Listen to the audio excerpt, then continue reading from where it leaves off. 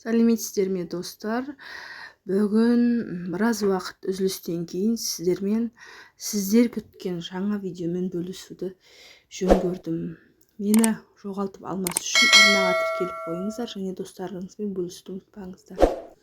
Бүгінгі видеода дипломмен ауылға жобасы бойынша үй алуға өтініш беруді көрсететін боламын. Ол үшін ең бірінші отбасы банкке кіріп алып, заявки бөліміне өтеміз де аудан, облыс, аудан таңдаймыз. Сосын кредит на приобретение, қазақшаға қойып алсаңыздар да болады, таңдаймыз.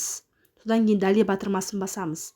Далее батырмасын басқаннан кейін біздің алдымызда отбасы банкке тіркелген номерге баратын SMS шығады. Яғни сіздің отбасы банкке тіркеліп тұрған номерге 1414-тен SMS барады. Сіз өзіңіздің жеке деректеріңізді реттеуге, алуға рұқсат беру үшін 511 деп жазып жауап қайтарасыз. Осы жауапты қайтарғаннан кейін сіздің алдыңызда өзіңіз туралы жеке деректер шығады. Продолжить басамыз.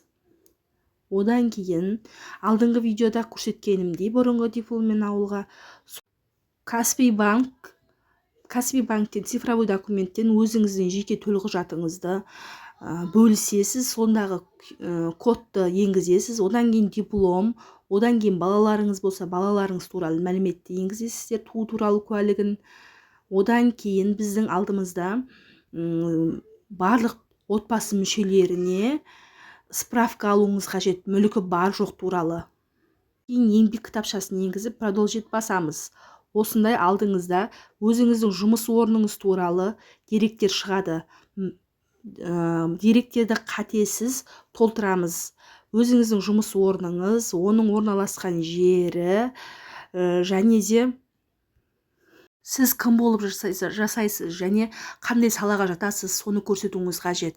Одан кейін төменгі жақта көрсетіліп тұрғандай, сіз өзіңіздің кредиттік есептеріңіз туралы келісім беруге қол қоясыз. Қол қою деп отырғаным, сіздің жеке нөміріңізге келген SMS кодты енгізу. Одан кейін мына жоғары жақта тұрған сумма займа, аудандарға бөлек, ауылдарға бөлек бөлінетін қаражат. Одан кейін мына жерде сіздің төлейтін уақытыңыз, яғни 15 жылға беріліп тұр, 180 ай деп таңдайсыз. Одан кейін әр айдың соңғы күнін таңдасаңыз өзіңізге тиімді болады. Міндетті түрде заявлениемен өзіңіз танысып көресіз. Содан кейін подписать и отправить басамыз. Подписать отправить басқаннан кейін өзіңіздің жеке ЭЦК кілтіңізбен қол қоясыз. Осылай жеке кабинетіңізге өтінішіңіздің кеткені туралы уведомление шығып тұрады. Сіздің өтінішіңіз 6 және 15 жұмыс күн аралығында қаралады. Осы жерден жеке кабинеттің өзіңіздің өтінішіңіздің жауабын қарап отыруыңызға болады.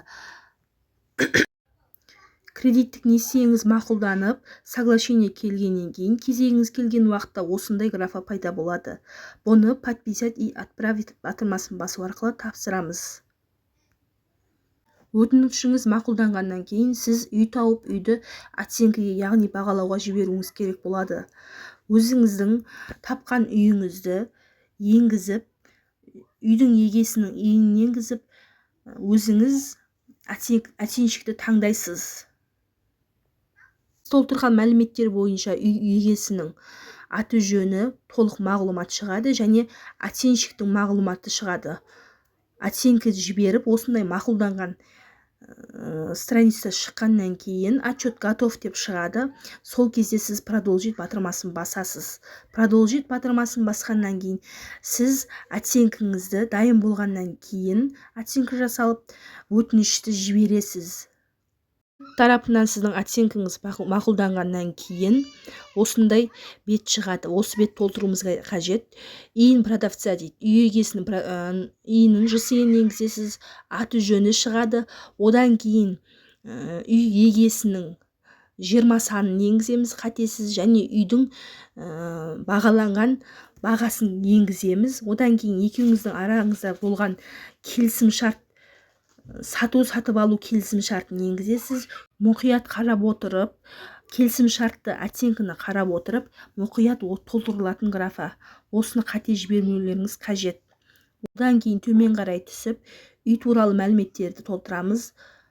Договор купли-продажа салынады, күні салынады, тех паспортыңыз саласыз, үйдің актісін саласыз, акті шыққан уақытты толтыруыңыз қажет.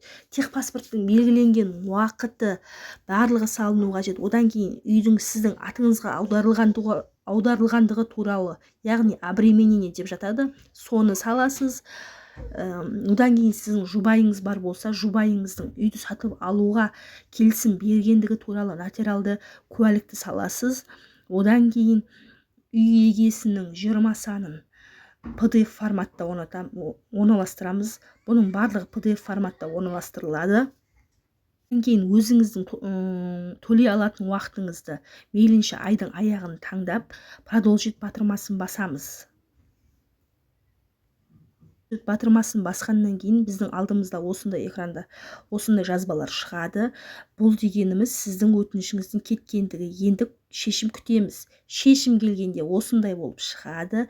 Мына жерде тұрған екі келісімді де, яғни банк тарапынан берілген келісімді көшіріп аласыз. Яғни жүктеп аласыз. Жүктеп алып шығарып, принтерден әр бетіне қол қойып, нотариалды куәландырып, өзіңіздің жергілікті басқармаңызға апарып бересіз. Олар қайтадан отбасы банкке салатын болады. Сонымен достар, ақша алатын уақыт жақындады. Біз ол үшін текущий счетты ашуымыз керек. Мына көрсетілгенге мұқият қарап счет ашып аласыздар.